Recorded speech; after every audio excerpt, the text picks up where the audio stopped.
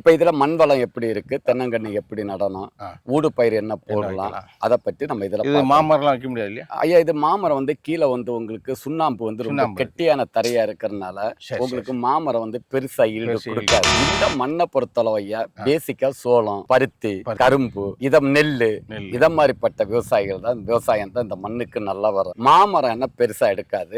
மரப்பயிர் ஐயா வேலி ஓரமா மரப்பயிர்ல வந்து மகோக்கனி ஆப்பிரிக்கன் தேக்கு நல்லா வரும். 20 வருஷத்துல ஒரு மரம் வந்து மினிமம் 40-50,000 to 1,00,000 ரூபாய் வரை விற்கலாம். அடுத்து மலைவேம்பு வரும், சவுக்கு வரும். இதுதான் வருட பயிர்கள்ல நம்ம வேலி உரம் போடலாம். உள்ள வந்து தென்னை மரம் இந்த மண்ணுக்கு வருமா என்பதை நம்ம பார்க்கிறோம். கண்டிப்பா மாமரம் இதுல பயன்படாது. நீங்க அந்த மாமரம் போடுறத இந்த இடத்துல ஐயா ட்ராப் பண்ணுங்க.